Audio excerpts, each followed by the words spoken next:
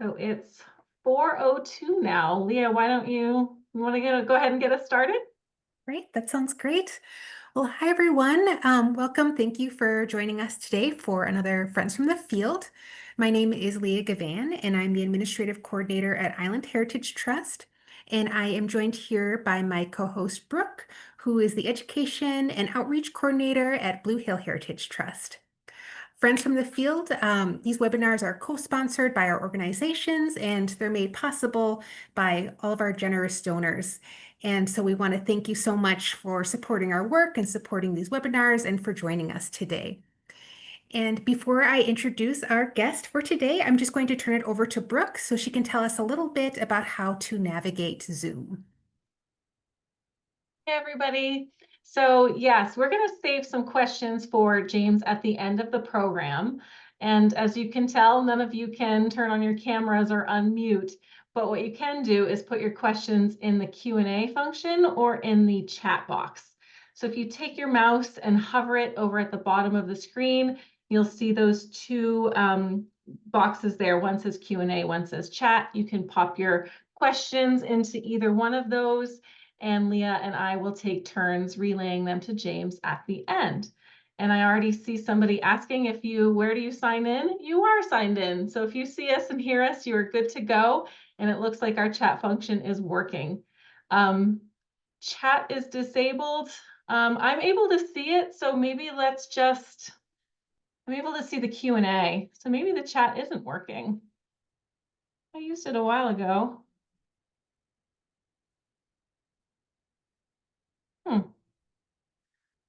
So if you click on chat, you should see at the bottom, there's a little window that pops up and you can select putting your message to hosts and panelists, everyone, just James or just Leah. If you don't see that, it does seem like the Q&A function is working. So Diana, I see you. If the chat isn't working for you, please just go ahead and put your questions or comments in the Q&A and we'll monitor it that way. All right, thanks. Thank you, Brooke. Yeah. All right, so today with us, we're very happy to have James Longo, who is a PhD student at the University of Maine, researching Bicknell's thrush conservation. He is a board member of Downeast Audubon, coordinator of the Hancock County Young Birders Club, and a guide for the Acadia Birding Festival, and we're thrilled to have him with us as a guide for IHT's own Wings, Waves, and Woods Festival. And today, James is going to talk to us about one of nature's most miraculous and interesting phenomenons, birdsong. So thank you for being with us here, James. Cool. Thank you so much for the introduction. Yeah. My name is James Longo, as Leah just mentioned, PhD student at the University of Maine. My day job, so to speak, is researching Bicknell's thrush habitat conservation. So I do a lot of quantitative ecology type stuff for a living. But so birdsong is not actually my primary area of expertise. It's more of like a special interest that I have. But as a birder, I really enjoy birding by ear and learning a lot about animal communication. So it's a great opportunity for me to get to share a lot of what I've learned with you. And if a cat comes into frame at any point, I have two of them. So just, you know, it's an extra bonus, I guess. A little bit more about me. So I went to college for wildlife science. I knew I loved, wildlife in general, but it wasn't really until hearing birdsong that I knew that I wanted to study birds. So I started working as a field biologist. Here's some photos of that. And, coming out of college, you get all these pictures of birds, you have the ID book, and you're all excited you see one bird, you look at another, you identify the field marks, and it's going to be great. I'm going to identify all these birds. And then what you discover is that, especially for point counts and for working, you spend a lot of time writing down what birds you're seeing. So you're looking down, maybe you're using eBird on your phone or you're using a notebook, and you're in these really densely vegetated places. So you barely ever, I mean, not barely ever, but oftentimes you're not seeing the birds a lot. So I learned very quickly that birdsong is not only interesting, but a very useful thing to learn if you're interested in identifying all the birds around you. So I spent a lot of time listening to birds through work and done a lot of my own research about birdsong because I find it so interesting. So I've tried to organize all that information into some sort of coherent linear structure. You might find me slipping every so often into just bringing things up that I think are exceedingly interesting, but hopefully you all think that they're exceedingly interesting as well. So that being said, here's our overview, right? Everybody knows about birdsong. To a certain extent, it needs no introduction. If you're able to hear, you've heard a bird sing and you kind of understand what's going on. But you're here because you want to know why birds sing. And I'm actually going to over-deliver on that promise and tell you about even more about birdsong than that. We'll cover stuff like how does birdsong develop? Why do birds sing? So that's the, what you came here for. How do birds sing? When do birds sing? Why is there so much variation in birdsong? What's the difference between a call and a song? And then I talk a little bit about my tips for experiencing birdsong. And a lot of what I talk about is from this book. It's called Birdsong, Biological Themes and Variations by Catchpole and Slater. If you are finished with this talk and you want to know more, this is kind of, I think, the best go-to all-in-one guide for learning a lot about birdsong. But before we begin, I need to teach you a little bit about spectrograms. So spectrograms are a tool that people use to study birdsong. It kind of turns audio into a visual so that you can look at it at pictures. And throughout the talk, I might not always play the birdsong. I might just show you a picture of what the song is. So this video is kind of gives you a little bit of a sense of what that is. Hey, James, I'm so sorry to interrupt. Yeah. Are you sharing your presentation? Right, I think. Oh, Oh, that's yes. all.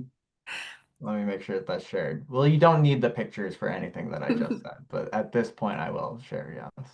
Yeah, no worries. Thanks, James. So here's that. Can we see it now?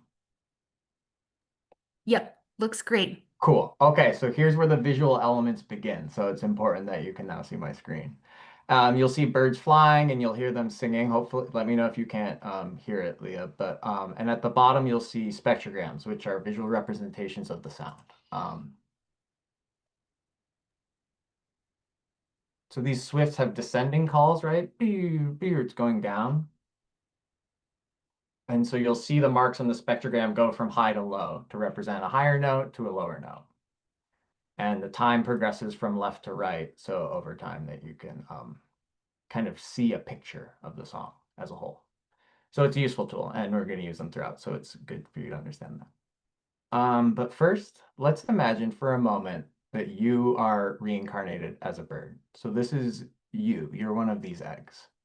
And experiments have shown that birds can hear from inside the egg, so it's at this time that you are first introduced to birdsong. Eventually you hatch, you can scream, but you can't sing yet. You hear the sounds your parents are making, you hear the sounds of the neighboring birds are making. Some of them are the same species, some of them are not. And as you grow older, you eventually have memorized a few of these songs. It seems pretty important. You're drawn to it, especially the songs that are produced by members of the same species. And maybe you can't wait to do it yourself one day. You're waiting for the day that it magically happens, that you're finally going to sing your first song. But it turns out it's not going to happen on its own. It's like human speech. Bird song is something that you have to learn and practice. And this fact that birdsong is learned instead of innate is actually really interesting and rare and has a lot of fascinating consequences to it. And it's something that I think is pretty 50-50 when I ask people about it, whether or not they assume that birdsong is innate or whether they have to learn it from outside, from other members of their species.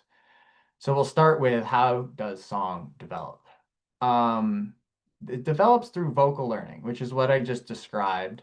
And this Wikipedia quote describes well, where it's the ability to modify acoustic sounds, acquire new sounds via imitation, and produce those vocalizations. So if you raised a bird, and most birds in isolation, they would not produce the correct sound. And this is a pretty rare trait, right? It's not even all birds. It's songbirds, parrots, and hummingbirds. And then the only other place where you see this trait is in mammals. So humans, bats, elephants, cetaceans, which are your whales, dolphins, porpoises, and pinnipeds, which are your seals and sea lions. And for all my evolution buffs out there, this is an example of convergent evolution. So a lot of the time you think of evolution as a distant ancestor has that trait, and then it gets passed on, and that's why a certain group of animals might have the same trait. It's because their common ancestor have it. That's not the case with vocal learning. Between mammals and birds, it evolved independently, and even within mammals exclusively, it evolved independently. You have a lot of species in between bats and whales and humans that are not vocal learners. So it's something that evolution creates over and over again. And the finished result actually ends up being pretty similar between all the different species, which is interesting because that, vaguely indicates that there's some best way to become a vocal learner and that it's a very worthwhile thing to do and how it happens all the time. And how this goes down is typically the best explanation we have is the auditory template model, which I'll go through all these steps afterwards. But the overview is you're born with this ingrained, crude template of what you should sound like when you're fully developed. You go through this memorization phase where you learn about the sounds of your species. You go through the motor phase where you're practicing all these different vocalizations and you're developing the skill. And then eventually your song crystallizes, which is where you're at an adult level and you've mastered it to the extent that you're going to master it. Or not. So in ecology, there's always exceptions to the rule, and there's tons of different ways that this can happen in different animals and in different birds and whatnot. But this is one of the most common methods for vocal learning, and it's the method that's very similar to humans, which is one reason why there's so much research interest in it. We use birds a lot that have this auditory template model to be able to learn about our own auditory template model. With birds, you can do experiments like raising them in isolation. You can get approval for that, but humans, you cannot raise them in isolation and never introduce them to vocalization. So there's a lot of opportunity for research that you can use with birds for that. So an example of the auditory template model, here's our first spectrogram, right? On the top, we have a wild chaffinch song, and this is a fully developed normal chaffinch song. It's got these sweeping notes, the kind of a rapid frequency modulation, well spaced out, nice clear notes. If we compare it to an equivalently aged chaffinch that was raised in isolation, so it's never heard another song, it has generally the right structure, right? The notes are similar, they're spaced out, there's still a few sections to the song. But you can see just from the shape of the notes that it's fuzzy, it's a little bit different, and you would recognize that these two pictures have some differences. And importantly, chaffinches would recognize that the bottom song is not an adequate song for a chaffinch. This chaffinch would have as much trouble navigating social situations as a human would who was never taught how to speak. They would vocalize in a way that you would recognize as human, but it would lack meaning and it would just fall short of what you'd expect of a fully developed vocalization system. As the birds are young, they enter this memorization phase where they're particularly sensitive to learning new vocalizations. And this is exactly how you imagine it with humans. You hear all the time that it's easier to learn languages when you're young. And that's because during this young phase, there's a lot to learn and they learn it quickly. There are times in your development where you were learning hundreds of words per day. And that rate definitely diminishes as you get older. And the same thing happens with birds, where you show them things in the youth, they remember it more. And sometimes it's, exclusive to the point where birds can only learn song if it's during this sensitive period. So it's another analogy to like human development. And then eventually they start producing their own sounds beyond just begging calls. They start producing more sophisticated song-like calls. And it's essentially like babbling, where babies are starting to make every possible sound. Babies will just iterate through syllables, they'll repeat syllables. They'll actually use syllables that they don't end up using. So like rolling your R is an example. I can't roll my R's. I can't do that. But as a baby, I would have been able to do that. I just dropped that ability because it's not used in the language that I ended up speaking. Birds do a very similar thing where they make a wider repertoire of sounds as a baby, but then they narrow it down to just the sounds that are necessary for whatever their culture, so to speak, uses. And partly how they do that is this feedback loop. So in your head, you have this idea of what a song or a vocalization should sound like from younger on. So you have this template, and then you try and do it, and you often come short, right? You say it, and then you hear it, and it's not correct. So you can iterate back and forth through that to try and get closer and closer to what you imagine the song should sound like. The other source of feedback would be members of your own species. So an example might be a male trying to sing for a female. There are some experiences or experiments which have demonstrated that if you modulate how the female reacts to that, the male will like sing a song. Okay, that one didn't work. I'm going to try a song this way. I'm going to try it that way until they narrow down on what's the best option for them given that feedback loop. And a video that comes to mind when I think of that is this. It's a little bit of a silly video, but it perfectly demonstrates what I'm talking about. I'll play it for a moment, and it's kind of loud, so I might turn it down. Hey again, James, I don't think we can hear the audio. Oh, okay. There's no audio playing? No audio. How do I rectify that? I can try and describe it if we can't figure it out, but Let's see here. It looks like it's turned up on, is this YouTube maybe, or like embedded in? it's linked through that, yes. Gotcha. Okay. Slideshow.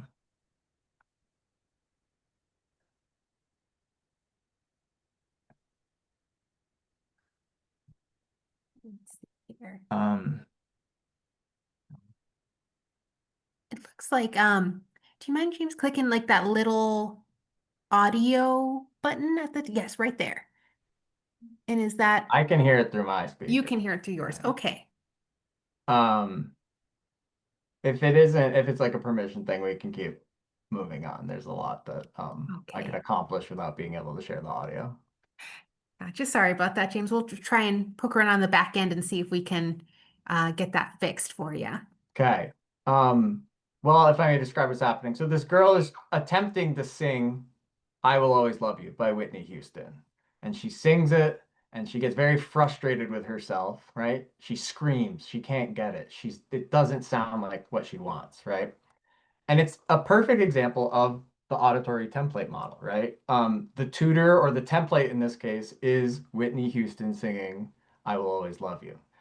This girl has memorized that, she's heard it, and she's attempting to sing it. She's doing this motor phase feedback loop where she sings it, it's wrong. She tries again, she sings it, it's wrong. It frustrates her.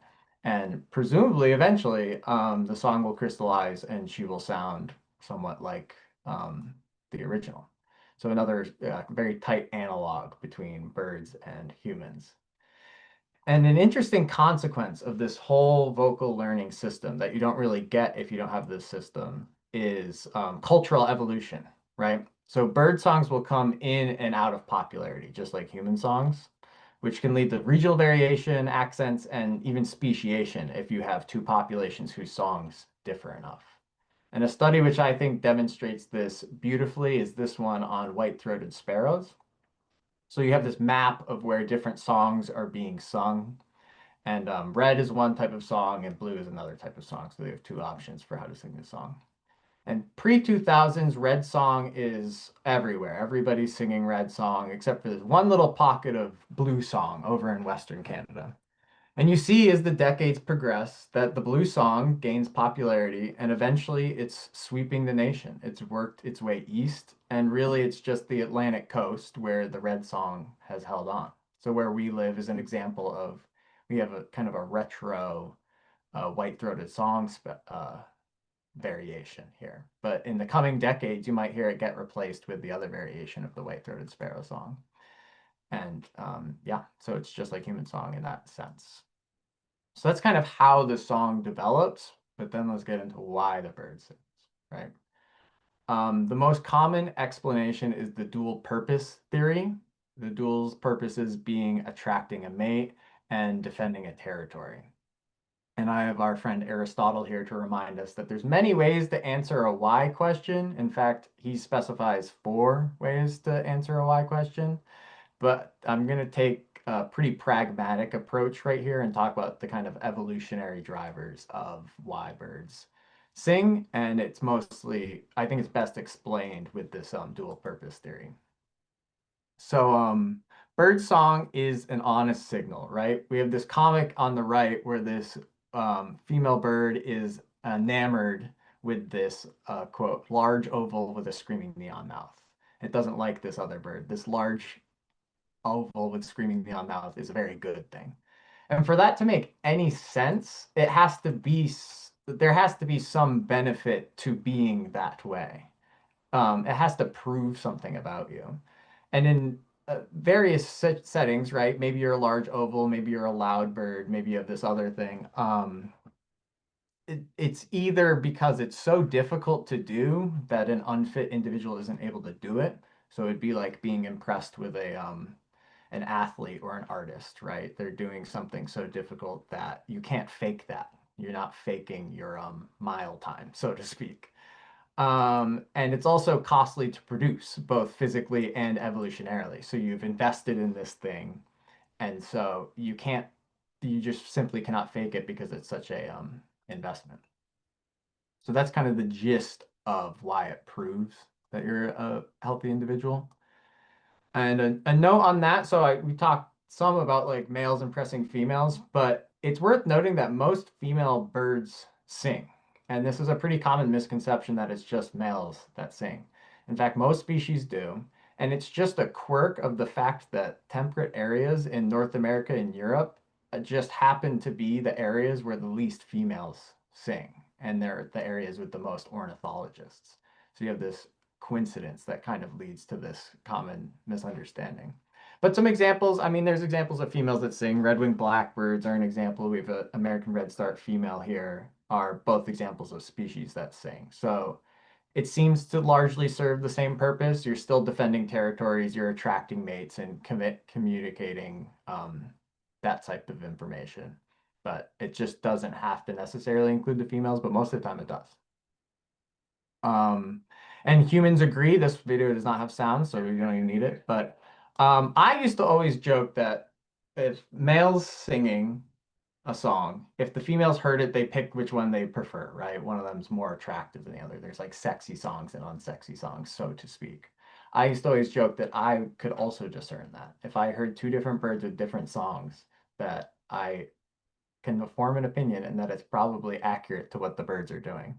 And this study did just that. So it plays two different vocalizations from a bird, and then you crowdsource it. Tons of people can vote for which ones they like. And it applies to insects. You could do the same thing with insects, and you could do the same thing with frogs. And the answer is that it's correct. Humans can have the same preferences in animal vocalizations across taxa as the animals themselves when you also evaluate them on the same vocalizations. So I'm very excited about that study. It came out last month and it's fantastic work, and I'm glad we got an answer to that question. So that's the kind of attracting a mate, right? You're thinking about vocalizing for the sake of the opposite sex hearing it and interacting with it. But there's also defending a territory. Oftentimes you're defending a territory from members of the same sex. And song turns out to be very instrumental in this. In this experiment, they took great tits from 3 different woodlots and they kidnapped them, and or they birdnapped them, I guess. They took them away from their home range. And in one case, they didn't do anything. They just left the territory open. In another case, they repeatedly played one of the songs from the bird that they took away over and over again. And in another case, they varied the song. So they played a wide repertoire of songs from the individuals. And those lines are, the white line is they didn't do anything. And when they checked again in 6 hours, over 80% of the territories had been claimed by neighbors. So it does not take long when they hear radio silence for the neighbors to swoop in and kind of claim your territory. If you repeat the same song over and over again, it holds it off. It's still about 18 hours, but eventually they will kind of come in and check and say, this is kind of weird. I'm going to go check it out. And there's no bird there. And then you get your territory claimed. And then, so playing a full repertoire lasts the longest. It took about 30 hours before birds investigated and realized that there was no other birds there. So it's very quick if you stop singing that they'll take your territory. Um, and so that's kind of the beginning part of defending it, announcing that you're there. The other aspect of this is counter singing. Since we don't have audio, the counter singing is like an individual sings, but then another, your neighbor of the same species would sing right afterwards. And you can hear this a lot. This video isn't even really a good example. I couldn't find a very good example online, but like song sparrows, you'll hear that a lot in Maine, where one individual sings, another individual sings, and it sounds like it's back and forth, and that's not by chance. It really is that they're timing it and going back and forth. So counter singing is like what, yeah. Oh, I'm so sorry, James. I just wanted to mention we have a comment that says we can try this if you want. Otherwise, things are going great without the Right. audio.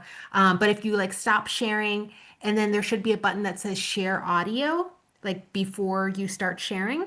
Let me try it. We'll give that a try. But if it doesn't work, no worries. So let's check.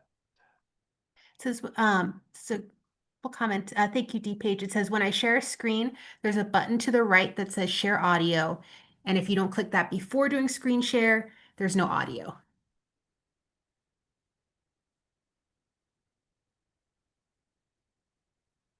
It looks like it's checked, but Yeah, how about now? It's fine if not. worth a try. All good. Okay. So just this is your call to action. Then you have to go out and hear the bird song yourself. I'm not going to bring it to you. You're going to have to go out tomorrow at 5 a.m. and hear your bird song. And I encourage you to listen to song sparrows for this. So they'll sing, they'll go back and forth, they'll fill the gap right after each other. And counter singing is like what good neighbors do. Singing together, it lets everybody know where you live. You're being clear about the definition of your territory, and singing back and forth without interrupting each other is kind of a way to display your ability to cooperate with your neighbors, right? It's a lot of time and effort, but it's all to avoid escalation into a physical fight, which if you've ever seen two members of the same species get into a physical fight, it's very damaging to both. Even if you win, you're probably going to come out with an injury, so it's worth spending a lot of time and energy not doing that. And there's different cultures, right? Depending on what species you are. Sometimes the polite thing to do is to sing the exact same song as your neighbor. Sometimes it's you never want to do that. Sometimes you mix part of your song with part of their song. But it just depends on what species you're talking about. And so that's what good neighbors do, right? But that's the purpose of which being avoiding escalation. What is the escalation process? Say you invade another bird's territory. The first thing that they would do is they would copy your song exactly. In the case of song sparrows, that is. This is the most well studied. They would copy, they've heard your song, they copy it, they sing it directly at you, and they're saying, I hear you, I know you, and I'm talking directly to you, and I'm challenging you. The next is they flap a wing, so like a single wing, not both wings. I believe this is the bird equivalent of flipping the bird. And then this video captures the end of this process where this bird has gone through, okay, it's sung the intruding bird song. It's obviously a fake bird with a fake song, but it's sung the intruding bird song. It's already done the wing flap. And then if the fake intruding bird does not leave the territory, then yeah, it gets physical, which is what they want to avoid at all costs, right? So it's very useful in that sense. And so this is all necessary behavior to exist in a Darwinian sense. It makes you would want to find a mate, you'd want to defend a territory, and you reproduce more, so on and so forth. But that doesn't mean there can't be a lot more to it, and I'll kind of highlight that succinctly by saying that it's fun. We've scanned birds' brains. We've seen the dopamine hit that they get from singing. They sing when they're by themselves. They sing at times that don't quite fit into the story that I just told with the dual use theory. So it's comforting, I think, to know that they enjoy singing. Um, so whereas like vocal development and all that is similar between humans and birds, I've done a lot of comparing humans with birds. I think the how birds sing is where they differ the most. So it's a very interesting section to get into.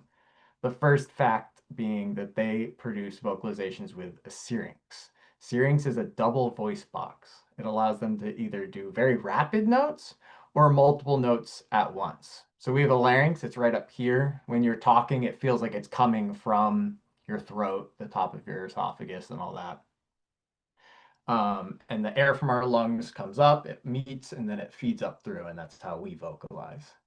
Their voice box is right where the lungs meet. So they have access to both lungs independently. So I'm not sure what it feels like, obviously, but it must feel like they have two of these and they're able to control them completely independently and very precisely.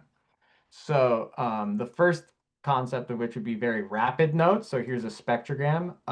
You can see winter wren, lots of notes, boom, boom, boom, boom, boom, boom, all over the place, very quick. If you've heard of winter wren, you know what this is like. Um, and another example being more than one note. So here's a blue jay call, and you'll see tons of notes layered over top each other. It almost sounds like a chord when a blue jay is calling, because it really is. They're producing so many different notes at the same time that they harmonize with themselves, and it creates almost like if you're strumming a guitar and you're able to make multiple sounds. They're able to do that because they have this very specialized body part that allows them to do that.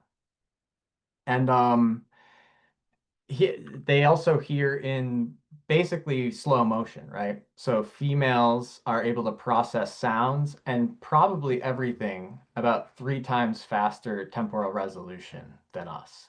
So it means that they're able to pick out very small differences in birdsong, but it might also mean that we're physically moving in slow motion to birds. Their whole experience is likely slowed down to this extent.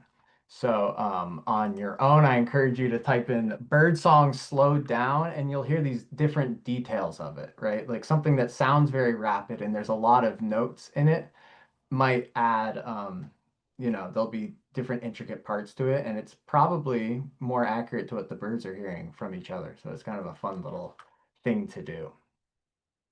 And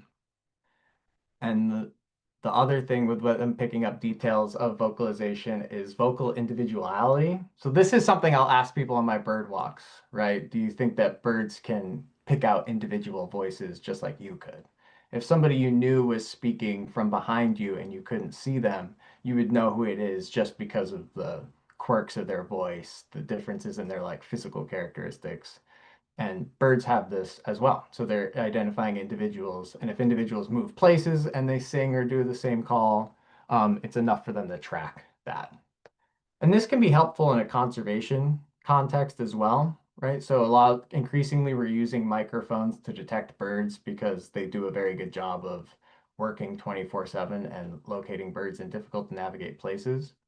But you can also use this to recognize individual voices, just like Siri might on your phone know your voice from somebody else's voice, and track individual movements that way.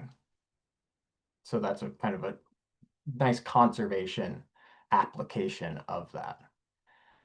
And the kind of, I don't know what you guys are going to think. This is, I think, the craziest thing in this, of everything I've learned about animal communication. How advanced hearing can be and how consequential it can be for these birds. So I mentioned already that they start hearing in the egg, right? That's when they first start learning birdsong. But those vocalizations can reprogram their genetics. So I'm not a geneticist. I won't get into like gene expression and all that, but you can have a genome and then how those genes are kind of turned on or off can change while you're alive. And in this example, they take zebra finches, and zebra finches can have a nest in a hot area or a cold area, depending on where they live or the year or whatnot.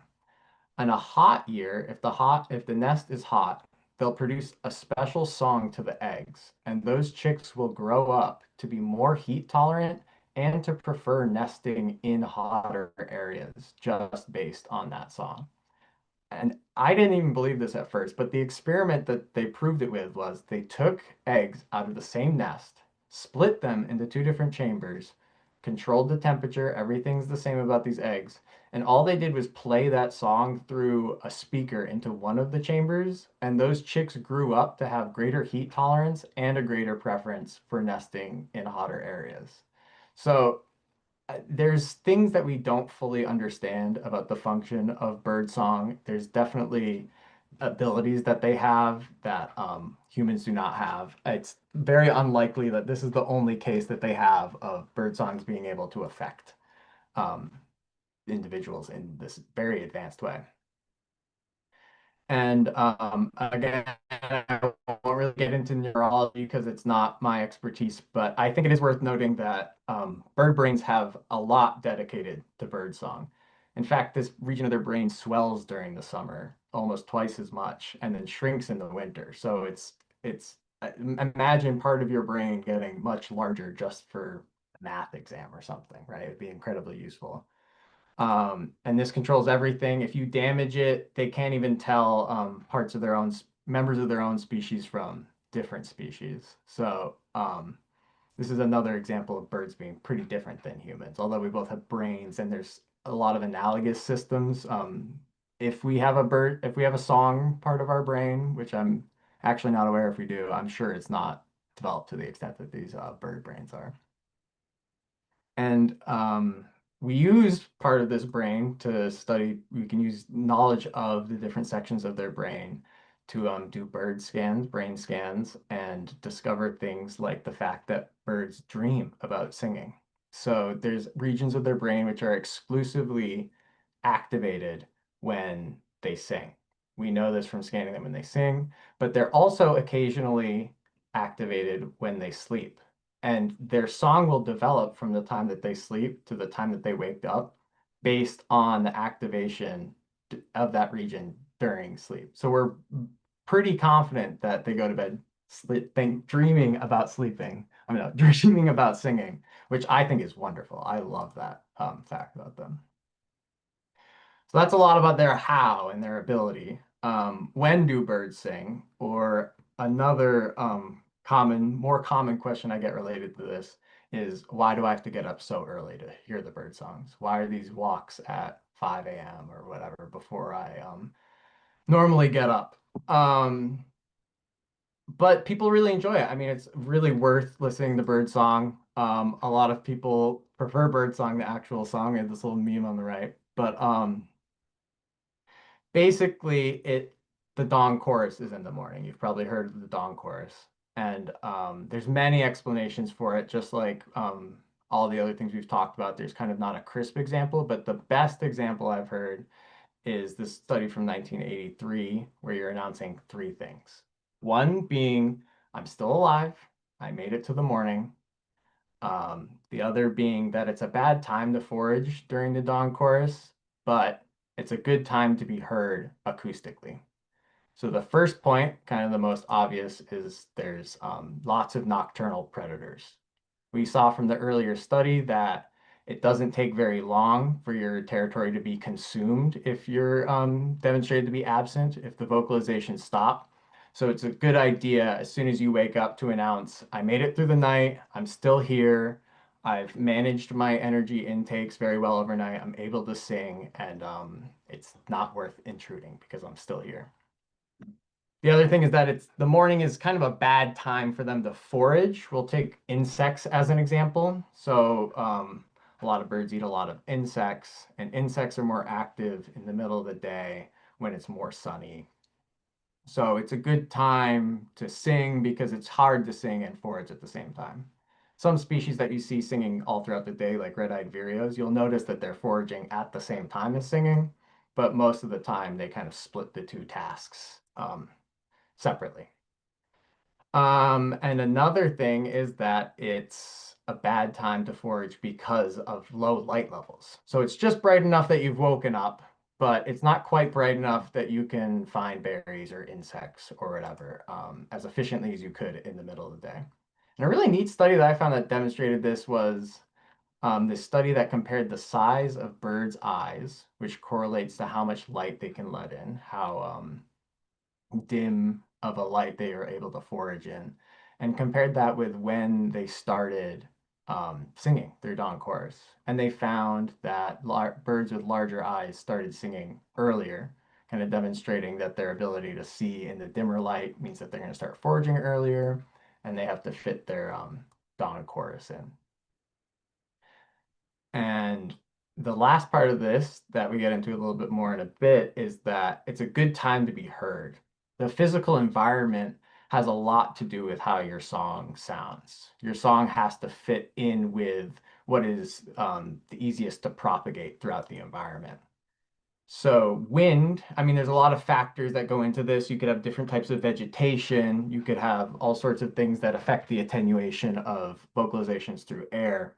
But wind is a pretty primary one. And in general, it's the windiest in the middle of the day. So in those early hours of the day, you see that 4, 5, 6 there where it isn't quite windy yet. That's when you're most likely to have all these bird vocalizations because the sound carries farther and it doesn't distort as much in the environment. You're worried about the wind carrying it, and you're worried about competing with leaves blowing, branches blowing, all sort of. Next question is, why is there so much variation? Why aren't bird calls simpler? Why aren't there less of them? And why do they have to be so complex and difficult to learn, especially if you've ever tried to study birdsong in an attempt to identify them? This question may have occurred to you. And you have examples, right? You have a meadowlark, which is a very crisp, clean tones. You can think of your warblers. You can think of a lot of your sparrows, your meadowlarks, those sorts of things have what I think of as kind of a classic bird song where it's very clean toned. You have weirder sounding birds like bitterns, where they're making more guttural, like type sounds. You have hummingbirds, which just click around. They almost sound like insects. They're all quiet like that. And you have weird birds like the white bellbird, which is the world's loudest bird. So hummingbirds very quiet. White bellbirds, I think, louder than a jackhammer. So there's a large variety of sounds that they produce. And even within the same species, there's variation, right? You have a least flycatcher, chibek, chibek, chibek, chibek. It'll just do the same song all day, over and over again. To my ear, there's no variation in their song. It's just the same thing over and over again. Whereas a song sparrow is more like a jazz artist, right? There's a lot of different ways it can sing. It'll do different song types in succession, even within the same individual. And then individual to individual have different songs. So there's a lot to be had there. And again, the physical environment has a lot to do with this. So sometimes you hear all these birds sound the same. People will say that about warblers, or you go to a wetland and you say, oh, all these birds sound the same. How do I tell a red-winged blackbird from a grackle call, right? They're all very similar. And I think it's because within the same environment that you're in, there are tendencies. So pure tones carry well in the forest. They don't really echo. You don't have that issue with all the sound bouncing off of the trees. Whereas an open area where you might find a meadowlark or a lot of different types of sparrows, rapid frequency modulation, which is a sweeping note, so like a weep, that type of thing, travels well in an open area. You could also think like a cardinal does a lot of those types of calls. And then low frequencies tend to carry well in vegetated wetlands. So you have reed warblers, which have a very low call, or grackles, red-winged blackbirds, herons, all of them have a kind of voice to them that's kind of unified by the environment because of just physics, just the pure physics of propagating the sound throughout the environment.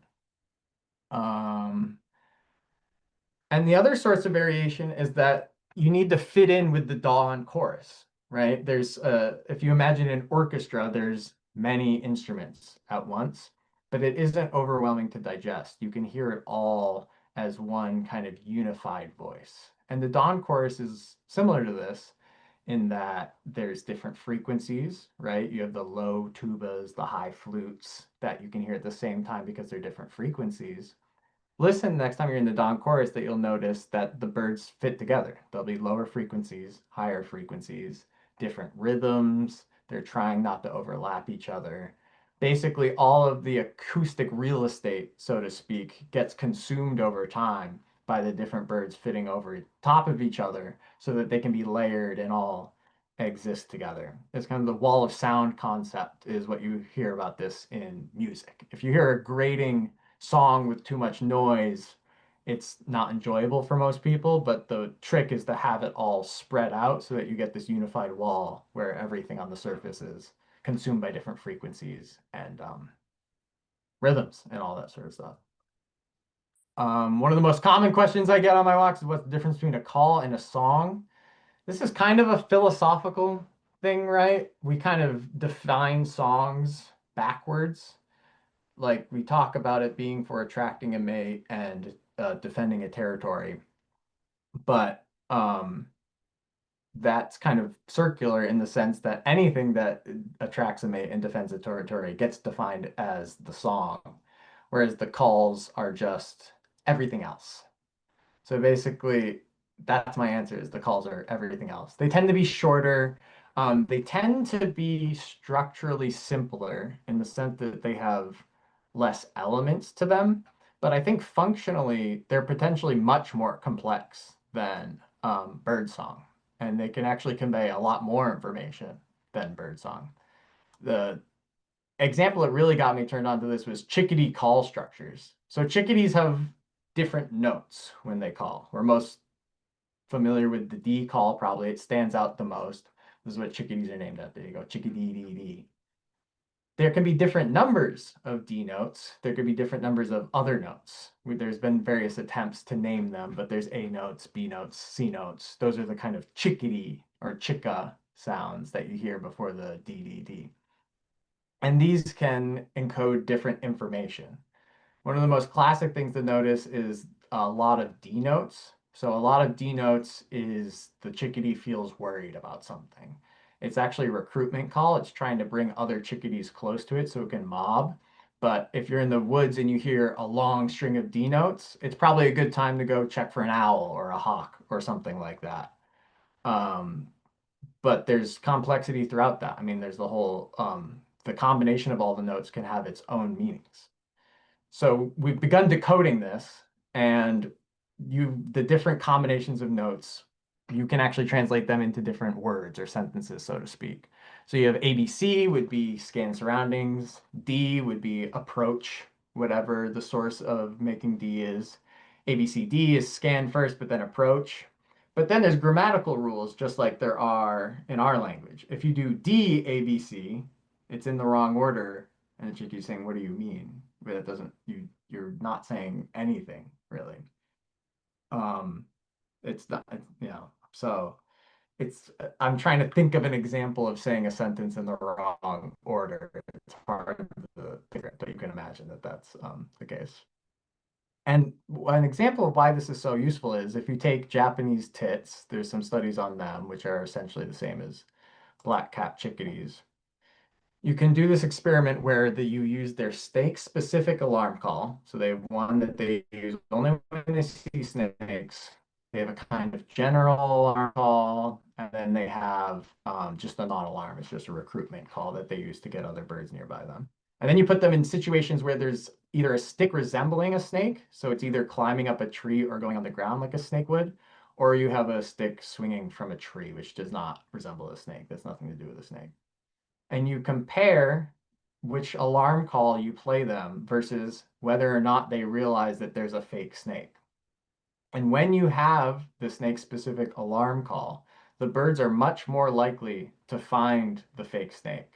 But if you play a non-snake specific alarm call and you have the fake snake dragging on the ground, they'll probably miss it because they're not looking for the snake.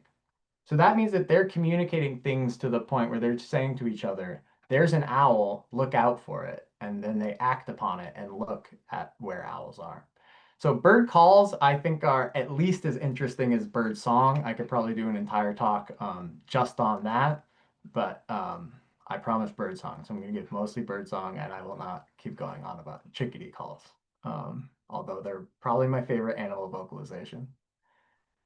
So I'll start to wrap it up with tips for experiencing birdsong. You do have to go out early, unfortunately, but it's worth it once you're there. And try to pick out individuals, and it's not a test. I'm going to group those two together because a lot of what I hear when people are bird curious, so to speak, is that they're afraid to um, be wrong. They're afraid that they're going to hear a song, that they're not going to know what species it is, and that the whole experience of listening to birds or looking at birds is like an exam, and that you're going to be judged for being wrong. I I think it's the number one barrier to getting into bird-related activities, and you shouldn't let it be that way. It's not a test. There's not a right or wrong way to go and listen to the dawn chorus. And at the very least, just listen to individuals. Listen to that bird, listen to that bird. They could be the same species, they could be different species. It doesn't really matter. The other piece of advice that I've learned from giving a lot of walks to retirees is crank those hearing aids. Not only should you turn the volume up, but there's settings in them that are typically tuned to human speech. So they pick up the middle frequencies the most often, which will get a lot of birdsong. But if you also turn up the lower and higher frequencies, you're going to pick up more species. So there's like bird song specific settings for your hearing aids, and I've heard great things about people when they from people when they turn that on. And the last there's Merlin, so it's a free app that helps you identify bird songs. It has a feature on it where you can click record and it auto identifies all of them for you, which is great. I wish I had that when I was first learning. But I would say don't let that stop you from learning. You don't want to turn birding into just looking at your phone. I would like try and listen first, try and describe it, take a guess maybe, or don't even. Who cares what bird it is? But then use Merlin afterwards to try and teach yourself about that experience. So that's all I have for birdsong. I will throw in one plug for the Hancock County Young Birders Club, the YBC. You can check out our website at youngbirders.club. Every week, I take high schoolers out on a 5-hour birding outing every week, and they love it. And 5 hours isn't even long enough. So follow them on Instagram. They love when you follow them on Instagram. That's really the main takeaway. And we are also having our annual fundraiser right now if you're interested in supporting that type of program. So thank you. I'll take any questions and I'll leave you with my favorite birdsong quote right here with Robert Frost. Thanks.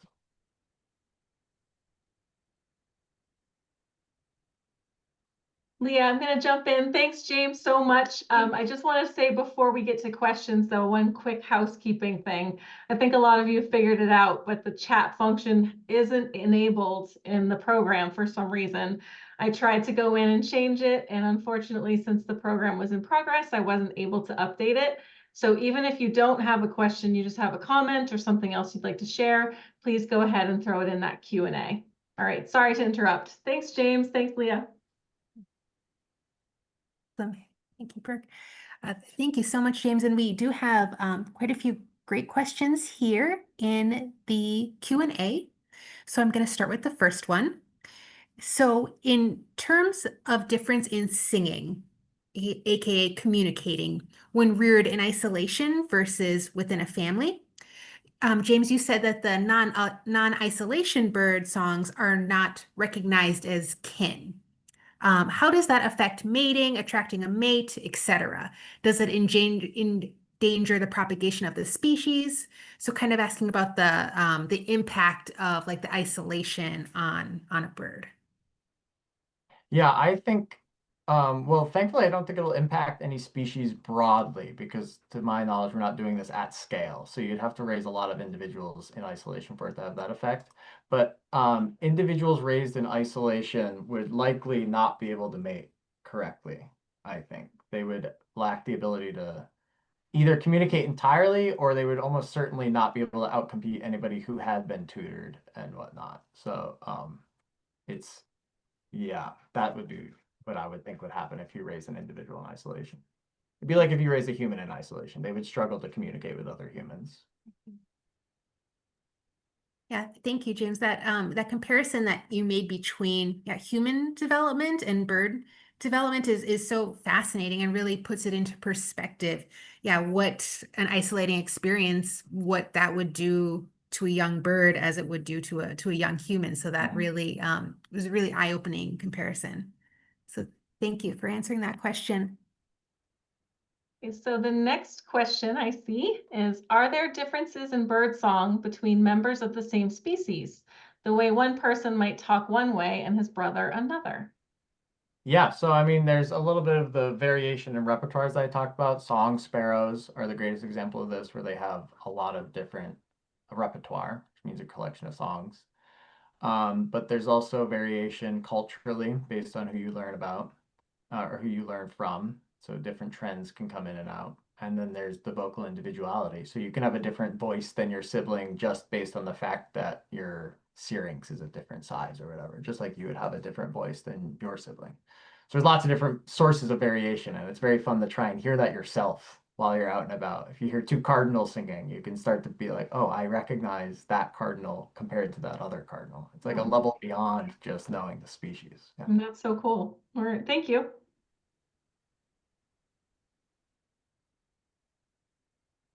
So next here, we just have a couple of comments. One is saying that too bad our leaders don't take these lessons from counter singing. I think we as humans in general have a lot to learn from birds and from nature in general. And then also mentioning the phrase like you're a bird brain, but it seems after your presentation and learning more that's actually a compliment. It's not that much of an insult. Yeah, I would say a broader point is we always measure intelligence of animals based on how similar they think to us. Mhm. But if you had to be a bird for a day, they would think that you were an idiot. So you should be careful when evaluating intelligence just on a 0 to human scale, I think. Yeah. No, always a good reminder.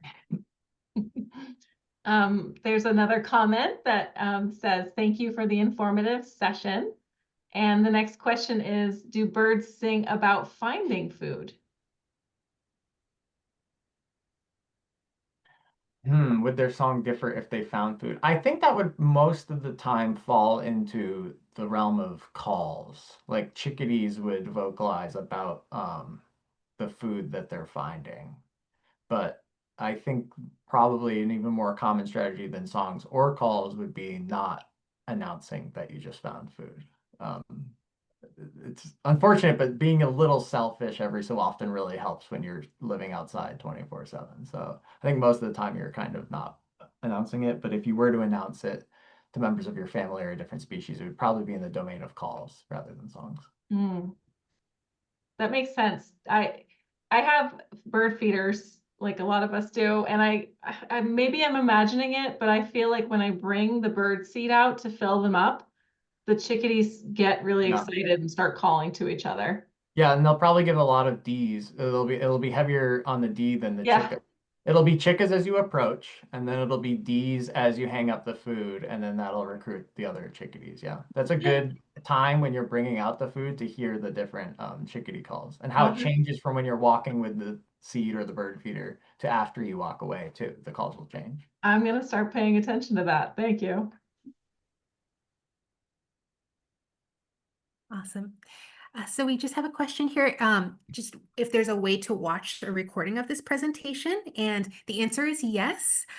This presentation, like all of the Friends from the Field webinars, will be posted on Blue Hill Heritage Trust's YouTube page.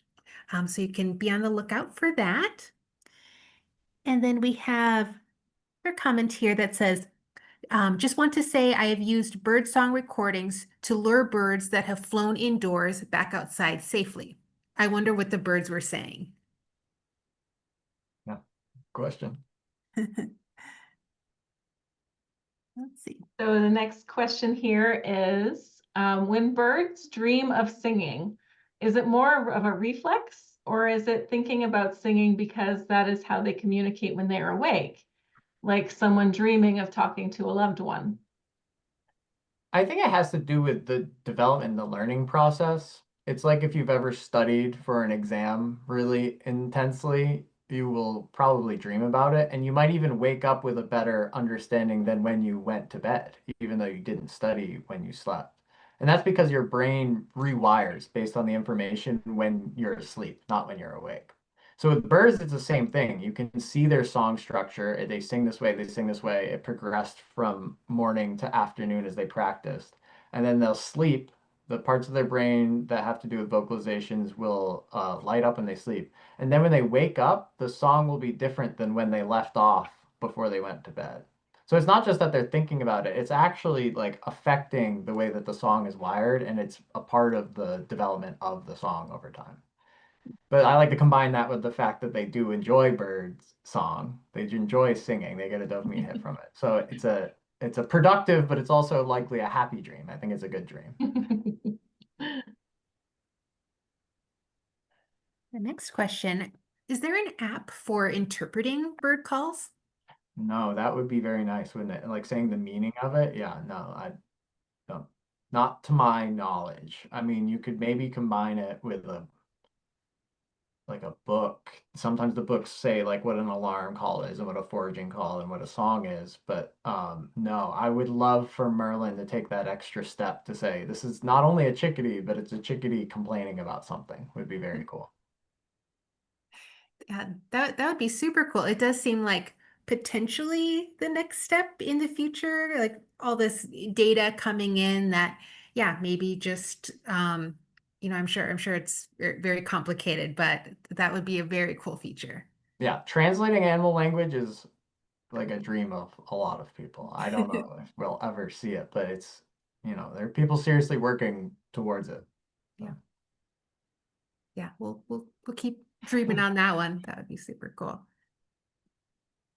Let's see. So it looks like we have answered all of the questions in the Q&A. So thank you everyone for those great questions. And I just want to say thank you again so much, James, for just a really cool presentation. Learned so much and just makes you really think about observing birds in a totally different way. And it was really cool to learn about their development. And thank you for an awesome presentation. Thank you guys for having me. Thanks, James.